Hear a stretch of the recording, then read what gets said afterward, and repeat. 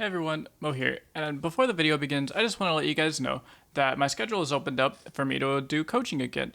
So if you're interested in private one-on-one coaching for me to help you, whether you're a newer player and you want to excel at the game very quickly and learn the fundamentals without developing any bad habits early, or if you're an experienced player who's already maybe platinum or diamond and you're top 1%, but you need some help filling in the gap to get you to that 0.01%, to make you just some of the best, then hit me up on Discord and I can get you in some private one-on-one coaching lessons to help you polish up any skills you want to refine and help you learn all of the secrets to becoming a top player.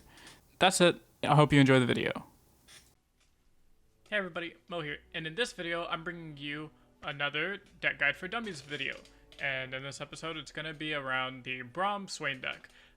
So for those of you that have never seen this deck before, it's a mid-range style deck utilizing the new buffed Braum. Actually, it's not really new. It's been buffed for a couple weeks now, but it utilizes Braum and Swain and some of the interactions that they both go off of.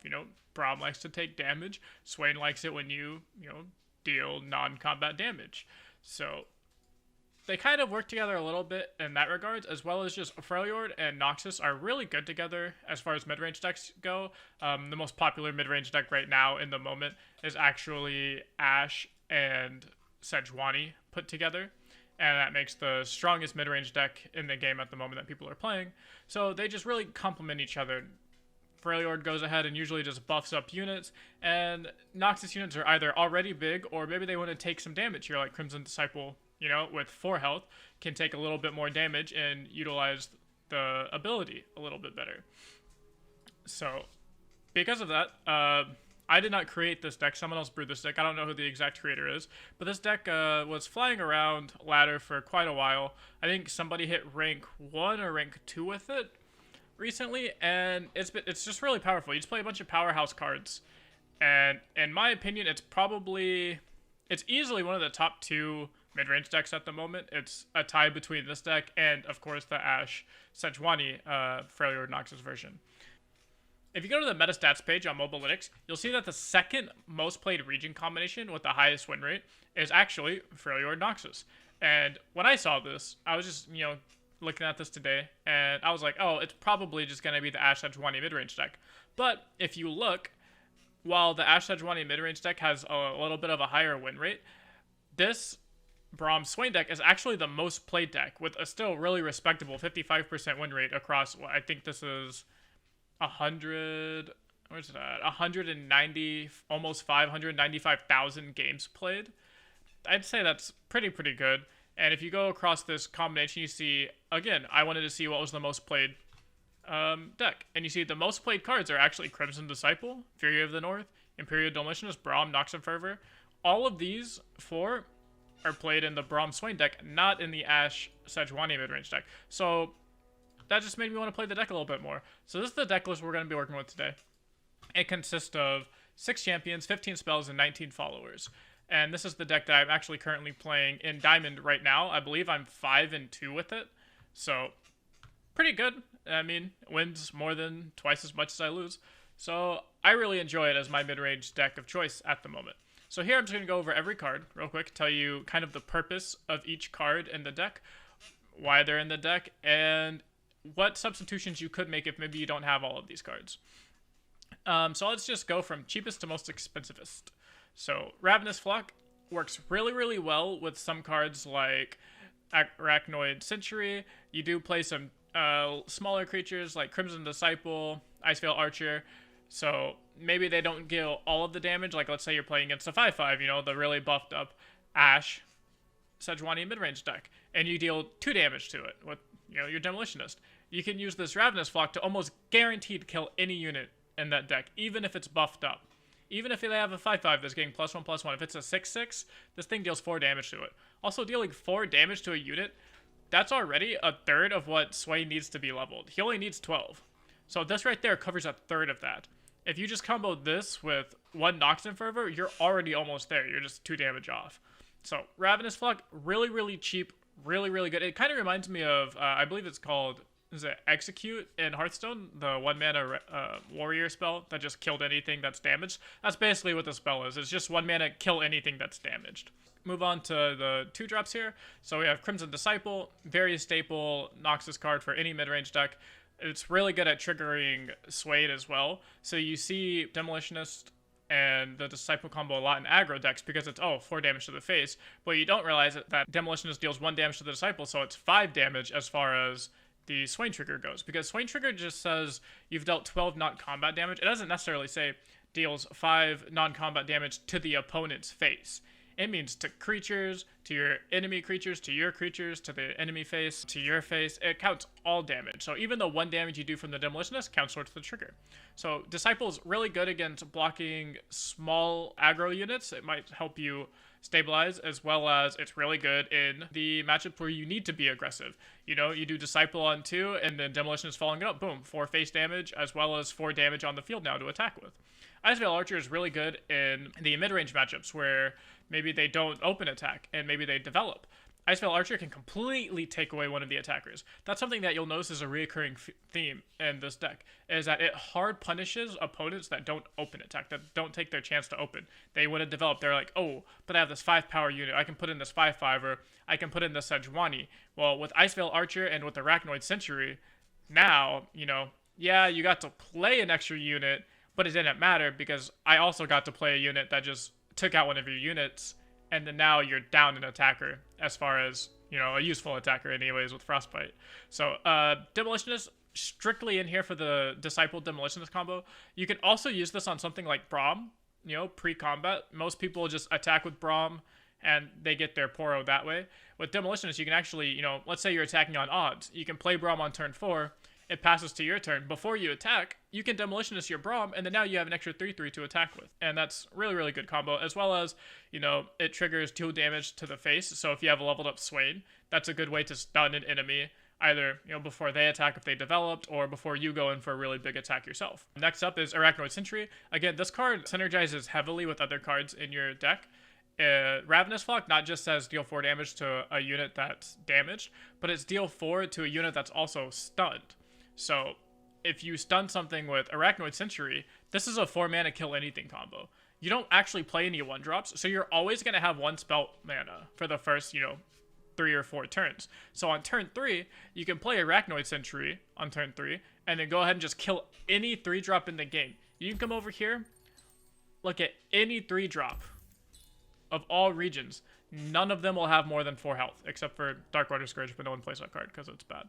This card kills everything, all playable cards that people are playing right now, and comboed with Ravenous Flock, which is really good, as well as, like I said earlier, it completely punishes an opponent for not going for an open attack.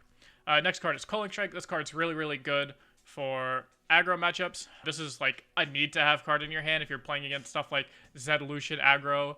It kills Misfortunes, it kills Ezreals, it kills Heimerdingers, which is a big problem. It kills your other opponent's Braums. You know, you like a 1/5, oh shit, a 1/5 that's gonna make a 3/3. How do I deal with this? Culling Strike, easy. Culling Strike is by far one of the best positioned kill spells in the game right now. Death's Hand is 3 damage for your Swain trigger. It deals 2 damage to the enemy's unit and then 1 damage to the face. 2 damage is really good at 3 mana to kill most early game units. You know, it kills every 3/2 in the game. There's a lot of 2 mana and 3 mana 3/2s. Death's Hand is able to kill that, as well as the dealing 1 damage to the face is really, really crucial when you have a leveled up Swain in play.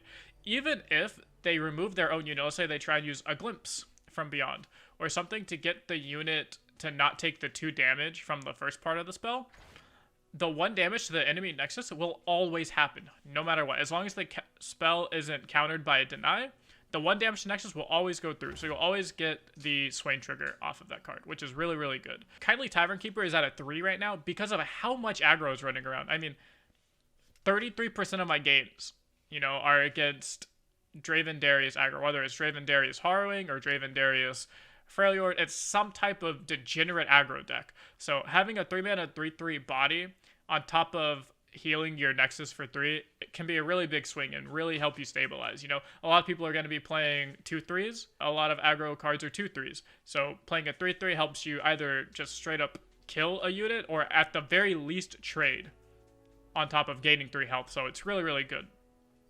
And then we have Nox and Fervor. Nox and Fervor is really, really good. This is half of your Swain trigger and just Nox and Fervor.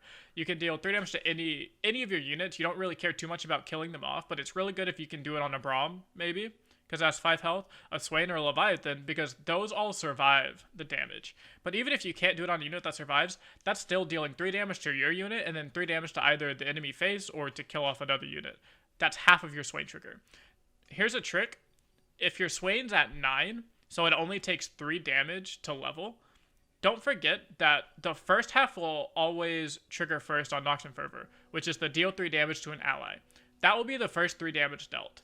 So that 3 damage will level your Swain, and then the second 3 damage, if it's at the face, will actually stun the enemy's unit. This is because the way Swain reads is, when you deal non-combat damage to the enemy Nexus, you stun the strongest back row enemy. If you deal 3 damage to your unit, levels up Swain, and then the next 3 damage will trigger the Swain and stun the unit. It's really, really cool interaction that I don't see a lot of people using in lower elo, probably about below Diamond. So really look out for that. If your Swain's at 9 or more and is just a hair off of leveling up, make sure to look out for that. Babbling Bjerg is a really niche card. I really like playing it, and that's because it guarantees you get a Leviathan, which then guarantees you get a Swain. So it's almost like playing 2 extra Swains or Leviathans. So in this deck, you're kind of playing 8 Swains because you're playing 3 actual Swains, then 3 Leviathans, which draw you Swains, and then 2 Babbling Bjergs, which draws you Leviathans, which draw you Swains. You can replace Babbling Bjerg with an Entreat if you really want to, but because you're playing 2 champions, it's really not as consistent, and you really don't want to be drawing a Braum on like turn 9 when you're about to combo off with the Leviathan. I'd much rather just draw Leviathan for the powerhouse plays into drawing the Swain into just completely destroying your opponent and locking them out of the game. Other turn 4 unit is Braum. Braum, like I said, just recently got a buff a couple weeks ago. Total powerhouse unit. I really don't think it's balanced. You get 7 mana worth of units for 4 mana, and it has Regenerate. And if you have 2 Braums in your hand on turn 4, this could be a 4/8 with Challenger and Regeneration, and like no mid-range deck can deal with that. Before he's buffed, he's easily dealt with Culling Strike, but if you're not playing against exactly Culling Strike or exactly Ionia region, nothing can easily deal with the 4/8 Braum. Fury of the North to help you get through a little bit of extra damage, but also to help stuff like Braum pull in bigger units and kill them, and also just help you in bigger trades. Then we finish it off here with a Swain and a Leviathan. Swain we already talked a whole lot about. He's just really good at stunning your opponents. If you get Swain and Leviathan and play at the same time, it just locks them out. I can't tell you how many times I've played against a deep player, and they've had, 4 super scary units on the board, and then you're just like, play Leviathan, play Swain, deal 3 damage to you 3 different times at the start of your round, stun your Nautilus, stun your 2 other really big sea monsters. Okay, now you have 1 unit, and it's a lot less scary than your board actually is. And you can just slowly tick away at your opponent that way. And then once it gets to your turn, half of their board starts stunned. So you can just get in for a super big open attack. And it's just a completely dirty combo and really good at locking your opponent out. So just look for that. The end game is to go play Leviathan, play Swain, stun 3 units, even if they're elusive. No matter what they are, your opponent's not going to be able to get a really good swing in. And then just take the game over from there. This deck does really well into other mid-range decks like Ash, Freljord, Noxus, and into Bannerman decks and into Zedolution decks, the other like mid-rangey, aggro, mid-rangey style of matchups. Tips against each of the 3 archetypes. Against aggro, you really want to look for your early game units like your Arachnoid Sentry, your Crimson Disciple, your Icevale Archer, and your Tavern Keeper are really, really big, along with any of these removal spells. So this deck has a really, really good anti-aggro package. You play 1, 2, 3, 4, 5, 6, 7 anti-aggro cards, as well as Braum's kind of an anti-aggro card, but not as much as something like Arachnoid Sentry. Against other mid-range decks, your key here is just to level up your Swain, and then eventually play Leviathan Swain, and then lock them out of the game by stunning half of their board at the start of each round. That's really big. To work your way up to that, you kind of just play stuff like Icevale Archer and Arachnoid Sentries on their attacking turn most of the time to stop them from getting in really big attacks anytime they try to develop a board. Arachnoid Sentry stops their biggest unit from attacking, and it can also trade with a smaller unit, and therefore you get a 2-for-1, and that buys you a turn. And then, you buying yourself a turn 1 to 2 turns at a time will slowly add up, and then you're at turn 8 with the Leviathan in play, and your opponent goes, oh shit, you're still at 15 health because you had so many good value sentries and value archers. And then against aggro, go fast. Just go as fast as you can. Go Disciple 2, Demolition is 3. Play your Arachnoid Sentry on their 1 blocker that they're going to have. Just get in for big hits. Use this Fury of the North for just big-ass finishers to push through damage. And then eventually just slam a Leviathan on turn 8. And then they probably only have, they have to have less than 10 health by turn 8.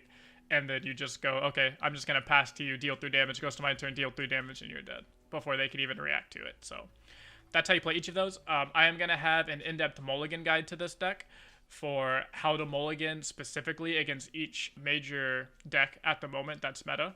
So if you want the in-depth mulligan guide, go ahead and just head over to my Discord. The link will be in the description below. Just go to read more, click description, and there will be a tab that says deck guides.